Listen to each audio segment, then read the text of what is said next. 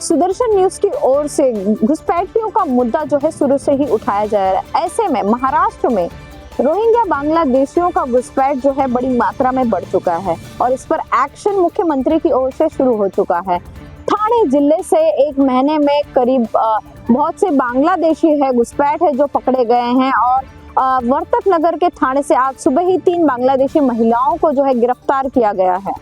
ठाणे के वर्तक नगर महात्मा फुले नगर इलाके से चैत्रबंद सोसाइटी के बाहर रास्ते पर से 3 बांग्लादेशी महिलाओं को आज वर्तक नगर पुलिस ने गिरफ्तार किया है। इनके पास से कोई भी किसी भी तरह के जो है दस्तावेज जो है नहीं मिले हैं। इसके साथ ही आगे की जांच के लिए इन्हें मेडिकल के लिए ले जाया गया है, वहां से इन्हें कोर्ट में पेश किया जाएगा। गिरफ्तार महिलाओं के पास से कोई भी दस्तावेज जो है नहीं मिले हैं। इसके साथ ही अभी जो है 3 बांग्लादेशी महिलाओं को यहाँ पर वर्तक नगर पुलिस स्टेशन से मेडिकल के लिए ले जाया गया है, उस वहां से उन्हें कोर्ट ले जाया जाएगा। आगे की जांच जो है पुलिस की टीम कर रही है। मनीषा जोशी, सुदर्शन न्यूज, मुंबई। लगातार 10 दिन तक चले रेस्क्यू ऑपरेशन के बाद भी चेतना को सक्सेसफुली बाहर तो निकाल लिया गया, लेकिन उसकी मौत हो चुकी है।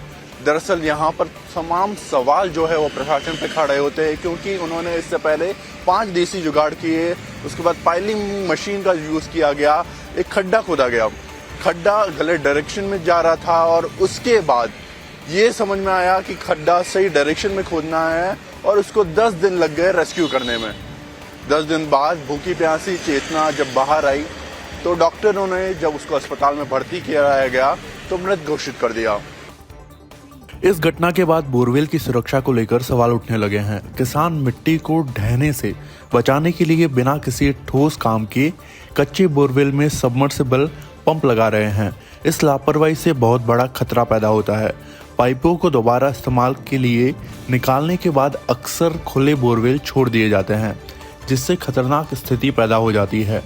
कई खेतों में खुले बोरवेल मौजूद हैं। रिपोर्ट्स के अनुसार जयपुर के 100 किलोमीटर के दायरे में 20 गांव मौजूद हैं।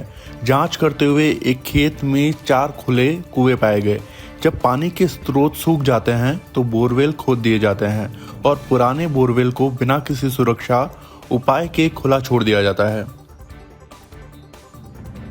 बहरहाल आपको बता दूं कि राजस्थान में ये पहली ऐसी घटना नहीं है। इससे पहले आर्यन नाम का जो मासूम था दौसा से, वो भी इसी तरीके से बोरवेल में गिर गया था और उसके बाद उसकी भी मौत हो चुकी थी।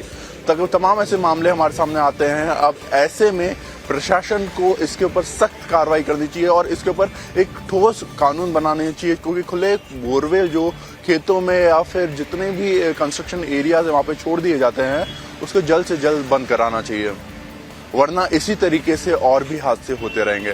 कैमरा पर्सन ऋषभ के साथ जयपुर से सुदर्शन न्यूज के लिए नतांश पटेल।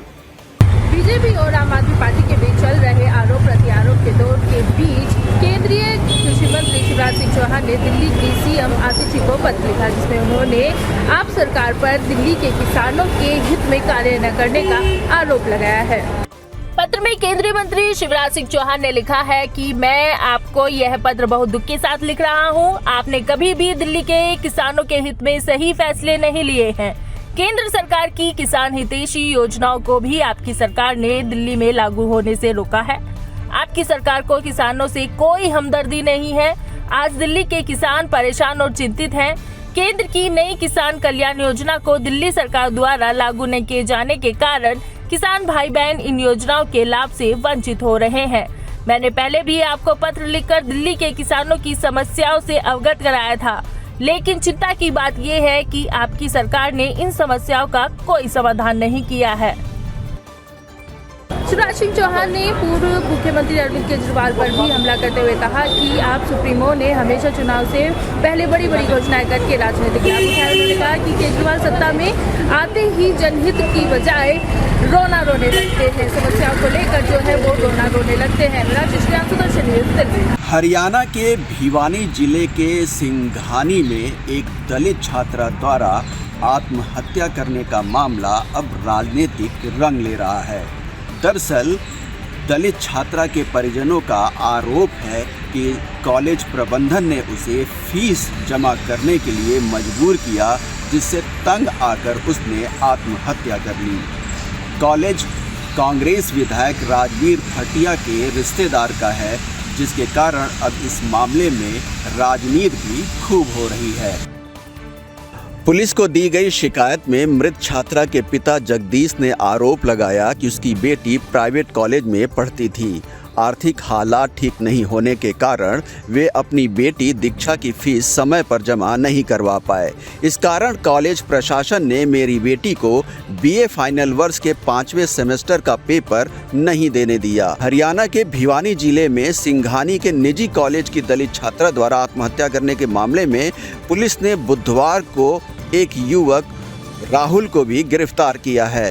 गिरफ्तार युवक लोहारू से कांग्रेस विधायक राजवीर फटिया के साले हनुमान का बेटा है। मृतका के पिता की शिकायत पर हनुमान उसके बेटे राहुल और 2 अन्य के खिलाफ मामला दर्ज किया था। आरोपी राहुल पर पहले भी साइबर फ्रॉड के 3 केस दर्ज हैं और जेल जा चुका है। मामले में कांग्रेस विधायक का नाम आते ही बीजेपी कांग्रेस पर हमलावर हो गई। कैबिनेट मंत्री किशनलाल पवार ने कांग्रेस अध्यक्ष मल्लिकार्जुन खड़गे और राहुल गांधी से मांग की कि वे लोहारू के कांग्रेस विधायक को पार्टी से बर्खास्त करें। यही नहीं, उन्होंने कहा कि जांच में अगर कांग्रेस विधायक दोषी पाए जाते हैं तो उन पर भी कार्रवाई होगी। उधर प्रदेश कांग्रेस ने बीजेपी पर संवेदनशील मामले पर राजनीति करने का आरोप लगाया। कॉलेज की छात्राओं ने आज एक प्रदर्शन भी निकाला। उन्होंने राजनीतिज्ञों से ये मांग की कि इस मामले में राजनीति ना करके छात्रा को न्याय दे। कैमरामैन सुनील के साथ हरे राम मिश्रा, सुदर्शन न्यूज, चंडीगढ़। हेलमेट नहीं पहनने से देश में असमय अनगिनत मौतें होती हैं और इन मौतों के बढ़ते हुए आंकड़े को रोकने के लिए मध्य प्रदेश पुलिस ने एक तरीका निकाला है। दरअसल मध्य प्रदेश के शाजापुर में आज जिला मुख्यालय पर पुलिस कर्मियों को जिला पुलिस अधीक्षक की अध्यक्षता में एक शपथ दिलाई गई। भारत में प्रतिवर्ष हेलमेट नहीं पहनने से अनगिनत असमय मौतें होती हैं। मौतों का ये आंकड़ा देश में लगातार बढ़ता जा रहा है। इन बढ़ते आंकड़ों को देखकर मध्य प्रदेश पुलिस ने एक नया कदम उठाया है। मध्य प्रदेश के शाजापुर में पुलिस ने आज एक शपथ ली है कि पहले पुलिसकर्मी हेलमेट पहनेंगे, उससे आम जनता में भी हेलमेट पहनने के प्रति एक रुचि आएगी। जन जागरूकता के उद्देश्य से आज ये शपथ मध्य प्रदेश के शाजापुर में ली गई। इस शपथ में ये कहा गया है कि पहले पुलिसकर्मी स्वयं हेलमेट पहनेंगे, इसके बाद आम जनता को ये संदेश जाएगा कि हेलमेट जरूरी है। इसके बाद आज शाजापुर पुलिस ने जिला मुख्यालय पर एक रैली निकाली और रैली निकालकर आमजन को ये संदेश दिया कि हेलमेट जरूरी है। रामस्वरूप शर्मा, सुदर्शन न्यूज, भोपाल। आज प्रदेश के 42वें राज्यपाल के रूप में आरिफ मोहम्मद खान ने शपथ ली। पटना उच्च न्यायालय के मुख्य न्यायाधीश ने राज्यपाल पद की शपथ दिलाई। इस मौके पर मुख्यमंत्री नीतीश कुमार के अलावे दोनों उप मुख्यमंत्री, कई मंत्री और विशिष्ट लोग भी शामिल हुए। बिहार को आज नया राज्यपाल मिल गया। आरिफ मोहम्मद खान ने आज पटना में आयोजित एक समारोह में बिहार के राज्यपाल पद की शपथ ली। उन्हें पटना उच्च न्यायालय के मुख्य न्यायाधीश न्यायमूर्ति के विनोद चंद्र ने शपथ दिलाई। शपथ ग्रहण समारोह राजभवन के राजेंद्र मंडपा हॉल में आयोजित हुआ, जिसमें मुख्यमंत्री नीतीश कुमार, राज्य सरकार के मंत्रीगण और अन्य प्रतिष्ठित व्यक्तियों ने भाग लिया। नवनियुक्त राज्यपाल आरिफ मोहम्मद खान इससे पहले केरल के राज्यपाल के रूप में कार्यरत थे। वहीं बिहार के पूर्व राज्यपाल राजेंद्र विश्वनाथ आर्लेकर को केरल का राज्यपाल नियुक्त किया गया है। शपथ लेने के बाद आरिफ मोहम्मद खान ने मीडिया से कहा कि मैंने अभी शपथ ली है और बिहार का एक शानदार इतिहास है और बिहार के लोगों में बहुत क्षमता है। वे देश की पूरी व्यवस्था चला रहे हैं। कार्यभार संभालने से पहले आरिफ मोहम्मद खान ने पटना में पूर्व राष्ट्रपति राजेंद्र प्रसाद को पुष्पांजलि अर्पित की। शपथ ग्रहण के बाद महामहिम और राज्यपाल आरिफ मोहम्मद खान ने प्रदेश की ऐतिहासिकता पर चर्चा की।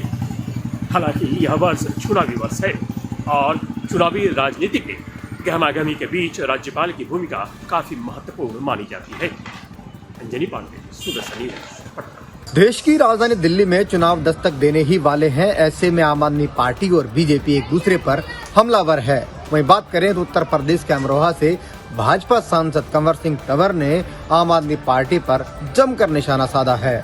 बीजेपी सांसद कंवर सिंह तंवर का कहना है कि आम आदमी पार्टी झूठे वादे कर सत्ता पर तो काबिज हो जाती है, लेकिन जनता की भलाई के लिए कोई काम नहीं करती। तंवर का कहना है कि आम आदमी पार्टी का पूरा का पूरा चरित्र भ्रष्टाचारी है और दिल्ली की जनता को लूटने के अलावा आम आदमी पार्टी ने कोई भी काम नहीं किया है।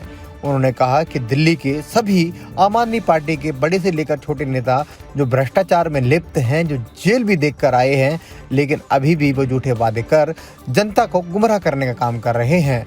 तंवर ने कहा है कि इसका जवाब आने वाले समय में जनता आम आदमी पार्टी को जरूर देगी।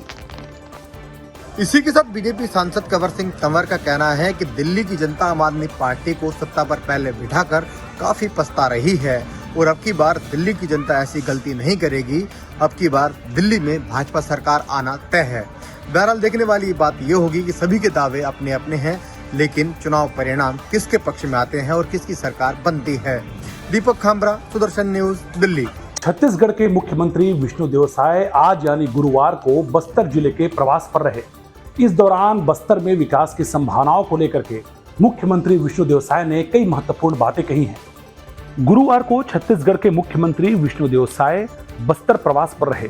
इस दौरान बस्तर पहुंचे मुख्यमंत्री विष्णुदेव साय के साथ प्रदेश के उप मुख्यमंत्री अरुण साव समेत कई मंत्री मौजूद रहे। बस्तर प्रवास के दौरान मुख्यमंत्री विष्णुदेव साय ने कहा कि बस्तर के बच्चे डॉक्टर, इंजीनियर, अधिकारी बनकर देश प्रदेश की सेवा करना चाहते हैं। उन्होंने इस दौरान स्कूली बच्चों से बातचीत की और कहा कि बस्तर संभाग के उज्जवल भविष्य को लेकर मैं पूरी तरह आश्वस्त हूं। आपको बता दें, लगातार छत्तीसगढ़ में सरकार इन दिनों बस्तर में विकास को लेकर फोकस बनाए हुए है। साथ ही जिस तरह से नक्सलवाद के मामले को लेकर लगातार नक्सलियों का खात्मा किया जा रहा है, उससे भी ये माना जा रहा है कि बस्तर के विकास को लेकर केंद्र सरकार और राज्य सरकार पूरी तरह से गंभीर है और लगातार इस दिशा में कदम भी बढ़ाए जा रहे हैं। गौरतलब है कि छत्तीसगढ़ के बस्तर में नक्सलवाद एक बड़ी चुनौती रही है। इस बीच यहाँ पर विकास को पहुंचाना भी एक महत्वपूर्ण मामला रहा है। इसी बीच छत्तीसगढ़ के मुख्यमंत्री विष्णुदेव साय ने अपने मंत्रिमंडल के कई साथियों के साथ यहाँ का प्रवास किया, साथ ही यहाँ के विकास को लेकर कई महत्वपूर्ण बातें भी कही हैं।